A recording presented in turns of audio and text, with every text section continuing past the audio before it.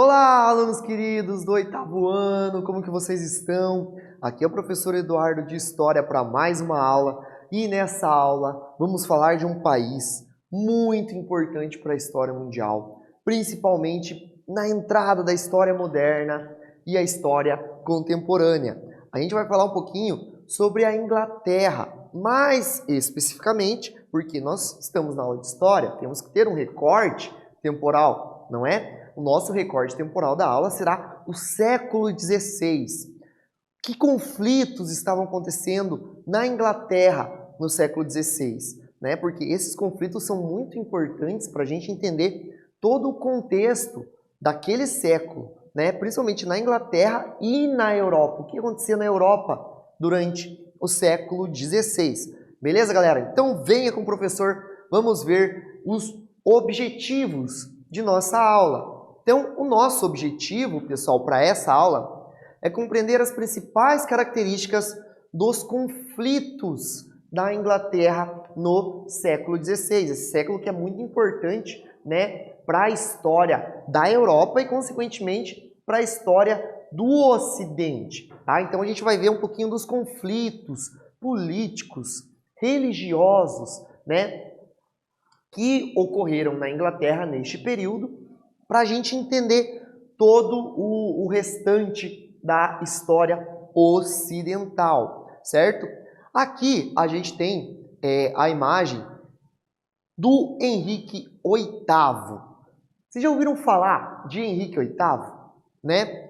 O rei ele se tornou bastante conhecido por ter rompido com o Papa, gente, em 1534. Então, lá no começo, partindo para a metade do século XVI, o Henrique VIII ele vai romper com o Papa, né? E pelos seus 6 casamentos, ele vai ter 6 casamentos. Olha que doideira. Gente, quais que foram as consequências dessas ações para a Inglaterra? Será que teve consequência esse rompimento lá atrás de Henrique VIII para todo o decorrer da história inglesa? Então é isso que a gente vai ver durante essa aula. Aqui a gente tem a imagem da igreja anglicana, né? Que a igreja, e essa aqui é lá da Inglaterra, gente, né? Alguns chamam de igreja anglicana, mas é a igreja da Inglaterra, né? Do Anglo, lembra dos anglos, né? Então a igreja da Inglaterra, ela vai surgir em meio a um contexto muito conturbado, tanto politicamente como religiosamente na Europa, né, gente? O que está acontecendo? Há um movimento religioso chamado Reforma Protestante, que tem seu início no século XVI. Mais ou menos lá a gente aponta, crava uma data, que é 1517, com Martinho Lutero na Alemanha. Ele dá o pontapé inicial para a Reforma Protestante e lá em 1534, a gente vai ter esse rompimento, né, e o surgimento ali da Igreja da Inglaterra, beleza, galera?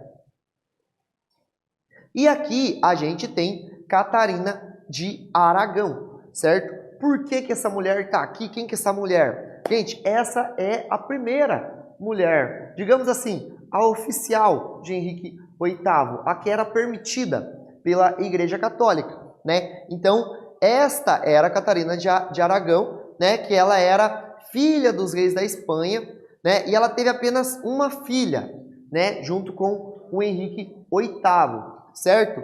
Só que ele começou a desejar se separar da rainha para se casar com Ana Bolena, né? Que era uma dama da corte, e assim ter um filho homem, que seria o herdeiro do seu trono. Por que ele queria ser um filho homem, gente? Primeiro, porque a gente está falando de um contexto muito patriarcal, né? Em que é importante para o homem, principalmente para o rei, ele ter filhos homens, né? Para deixar herdeiros, deixar sua herança para homens. E daí, quando ele não conseguia, a culpa era de quem? Colocava a culpa na mulher. Não, então é essa mulher que não presta, ela não me dá um filho homem, né? Então, era esse pensamento que se tinha. Então, o Henrique VIII começa a pensar, não, vou ter que trocar de mulher, né? E ele vai começar a tentar se separar da Catarina de Aragão. E o que ele vai fazer então, gente? Ele vai enviar, né, um pedido de anulação do casamento para o Papa, né? Então, ele vai falar, ó, seu Papa, não dá, essa mulher aí, eu não consigo ter filho com ela, eu quero outra, né? E vai mandar o pedido para o Papa. E aí o Papa vai fazer o quê? Ele vai negar. Vai falar, não, matrimônio, né, um mandamento da Igreja Católica, o matrimônio é para sempre. Não tem como ter divórcio, o matrimônio é para sempre, né? E o Henrique VIII, ele vai ainda persistir, e o Papa Clemente VII, que era este Papa aqui, na época, ele vai reagir, e ele vai excomungar o Henrique VIII, ou seja, ele vai tirar o Henrique VIII da fé católica, certo? E o que isso vai provocar, gente? Com o apoio do parlamento inglês, né, então a Inglaterra ela já tem um parlamento, certo? O rei, há muito tempo, né, desde lá do século XIV, XIII, né, a gente já tem um parlamento mais firme na Inglaterra. Com o apoio do parlamento, então, o rei ele vai conseguir romper com o Papa. Então vai haver esse choque. Aproveitando, gente, a gente tem que pensar, ampliar também, a gente tem que pensar todo o contexto que está acontecendo, né? Um contexto de reforma protestante, em que já tinha gente que estava ali rompendo com a igreja.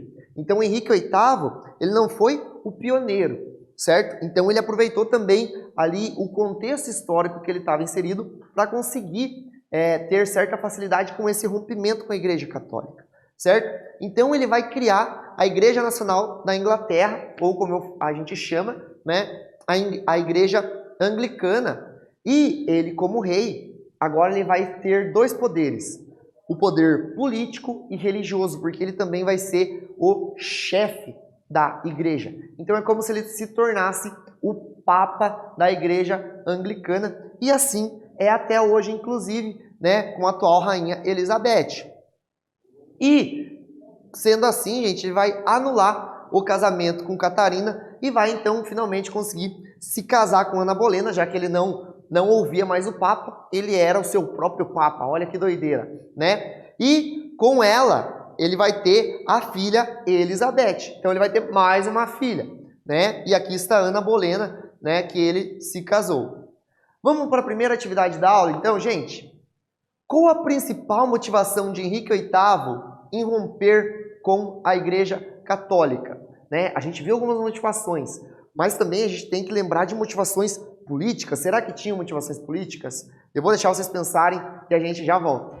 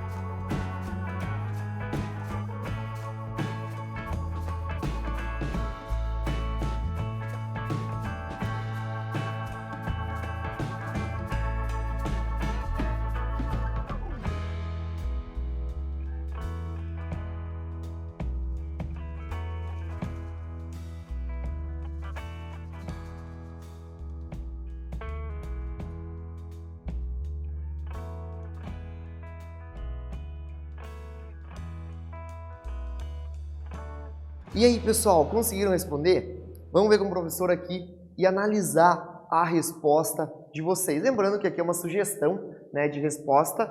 Vocês não precisam ter feito exatamente como o professor fez, mas sim a ideia principal. Então, gente, um dos principais motivos, e esse não dá para esquecer, é que o rei ele desejava se separar de Catarina de Aragão, casar-se com Ana Bolena, né? Então, esse era um dos principais motivos, né? No entanto, havia também motivações políticas. Por quê, gente? No contexto inglês, né, a Inglaterra ela já tinha um parlamento sólido, né? O rei também era bem estabilizado, a monarquia ela era bem estável, tanto é que a gente tem uma monarquia, né, até hoje na Inglaterra, e a intromissão do Papa em assuntos políticos incomodava bastante Henrique VIII, né? Então, com essa separação com a igreja, ele também conseguiu ter maior poder, como o professor falou. Lembra que agora ele tinha um poder político e religioso em suas mãos? E neste contexto, a gente tem que lembrar que a Igreja Católica sempre foi muito influente nas políticas dos países. Também, não só internamente, mas as políticas externas, de relações de país com país, né? Isso começou a incomodar o rei Henrique VIII, o rei inglês, certo? E aqui a Igreja da Cantuária, né, que é uma das mais antigas igrejas anglicanas, né, como eu mostrei para vocês já, né? E como chefe da igreja, né, dessa nova igreja, da Igreja da Inglaterra, o Henrique VIII ele vai confiscar, olha só, ele confiscou as terras e os mosteiros da Igreja Católica. Então agora era dele. Agora não tinha mais nada da Igreja Católica. Então no território inglês, tudo que era da Igreja Católica foi confiscado pelo rei. E o que ele fez, gente? Estratégia política. Ele vendeu e presenteou aos nobres e burgueses que o apoiaram no parlamento. Então, ele teve apoio de alguns nobres e parlamentares para se separar da Igreja Católica e para manter essa aliança, para mostrar que ele estava ali, né, do lado deles, ele vai lá e faz essa aliança, né? Um jogo político, uma estratégia política, né, de manter o apoio a ele, certo? E então ele fortaleceu, né, ele se fortaleceu acumulando então poder político e religioso todo nele, galera, entendeu? E aí, na Inglaterra, a gente vai ter novos casamentos, né? Porque com Ana Bolena, ele vai lá e não consegue ter o herdeiro homem novamente. E o que ele faz? A nova rainha ainda vai acumular muitos inimigos, vai ser acusada de traição, infidelidade, né? E vai acabar sendo acusada à morte, pessoal. E aí ele vai casar novamente com Joana. E aí sim ele vai ter um menino, né? Que vai ser o Eduardo. Né? E o Eduardo, então, ele vai acabar assumindo o trono com a morte do Henrique VIII em 1547. Então, finalmente, ele vai conseguir ter um mocinho, um menino, para deixar de herança, né, o trono inglês. Vamos para mais uma atividade, então, nessa aula, galera? Ó, com o movimento que ocorria no século XVI, possibilitou que Henrique VIII pudesse romper com a Igreja Católica. Então, qual que era esse movimento que que no contexto ali possibilitou esse rompimento? Eu vou dar um tempinho para vocês e a gente já volta.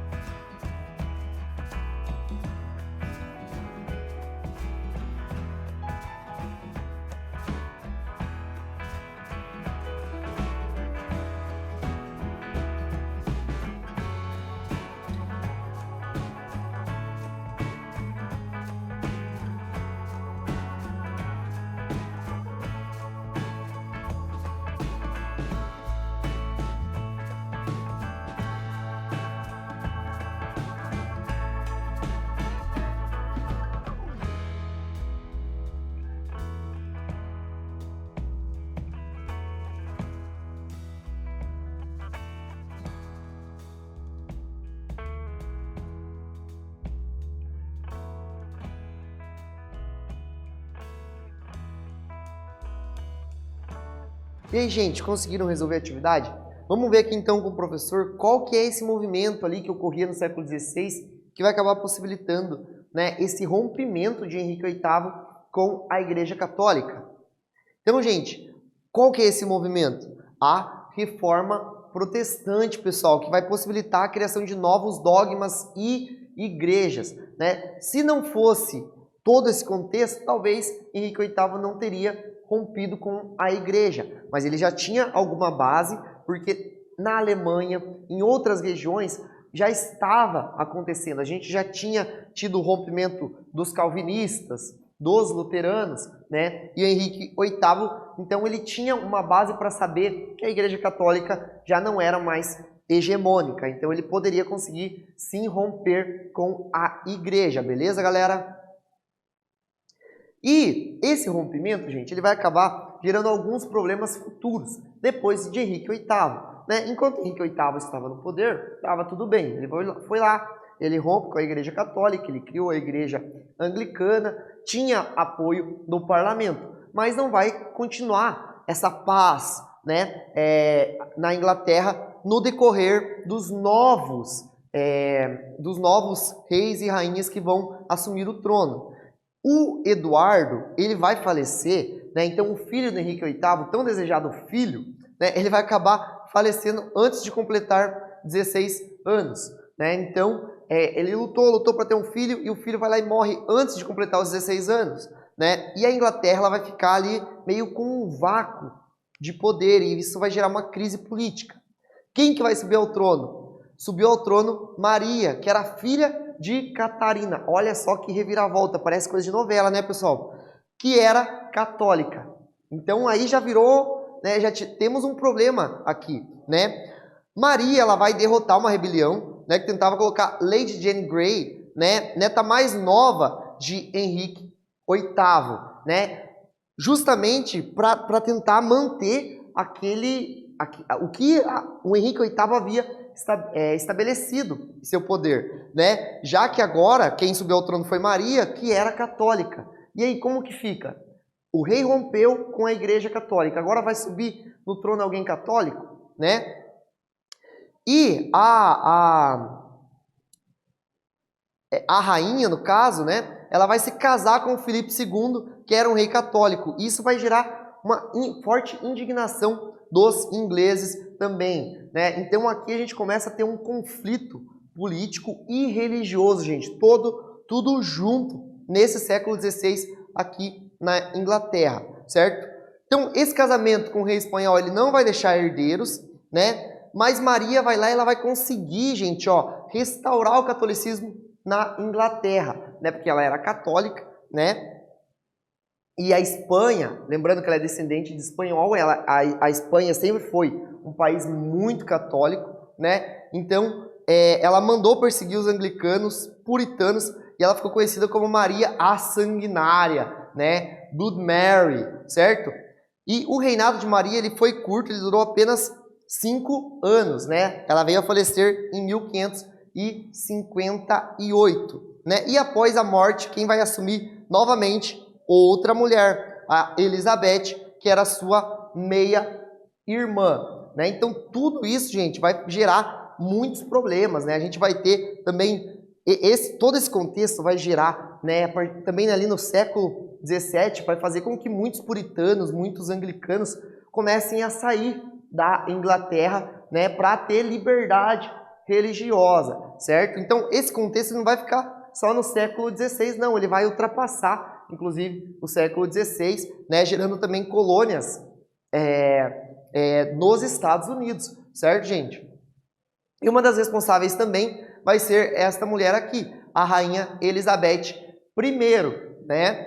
Então, a Elizabeth ela vai governar a Inglaterra por 45 anos, né? Então, as Elizabeths aí governam por muito tempo, geralmente a Inglaterra, né, gente? A nossa atual rainha da Inglaterra, né, já está há muitos anos também no poder. E ela vai consolidar, então, novamente o absolutismo inglês, porque ele entrou em crise nesse contexto conturbado, né?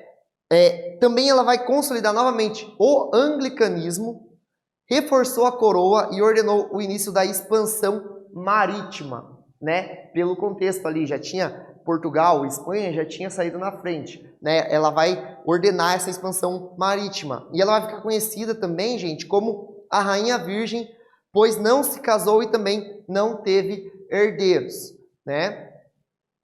E ela vai ser responsável, como eu estava adiantando para vocês, por fundar a primeira colônia inglesa na América do Norte, né? Virgínia, que é em sua homenagem. Lembra que eu falei que ela era a rainha virgem? Então, Virgínia, né, vai ser a primeira colônia na América do Norte em homenagem à Rainha Elizabeth. E ela também adota, então, uma política mercantilista, expansionista, né?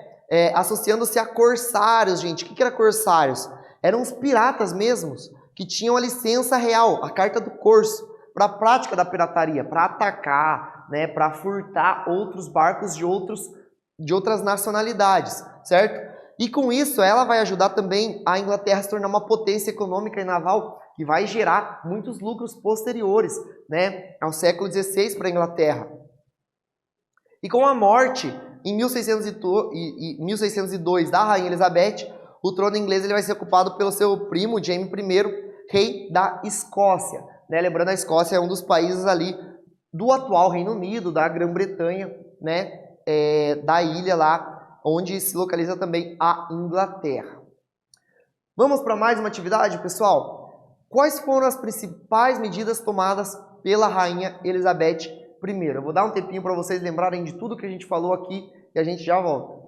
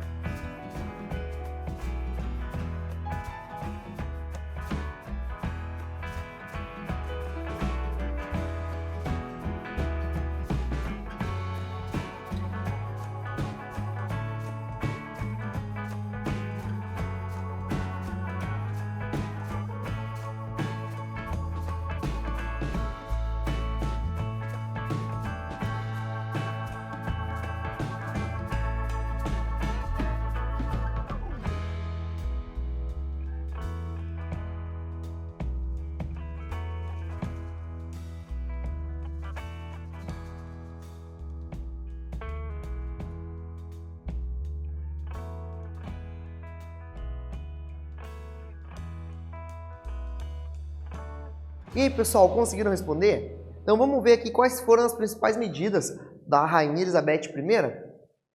Então, gente, ela vai consolidar o absolutismo e o anglicanismo novamente, né? O anglicanismo, a Igreja da Inglaterra vai se consolidar, né? Ela ordenou a expansão marítima, que vai permitir a fundação da primeira colônia inglesa na América, e com isso também ela vai adotar uma política mercantilista, aquela política de mercado que a gente já conversou, né? Sobre a expansão marítima, a ideia de você ter um acúmulo de metais preciosos, né, no seu território, a balança comercial favorável, beleza, galera? Então nessa aula a gente estudou um pouquinho sobre o reinado de Henrique VIII, o rompimento com o Papa e todos os seus desdobramentos, que a gente vai ter, né, muitos conflitos na Inglaterra.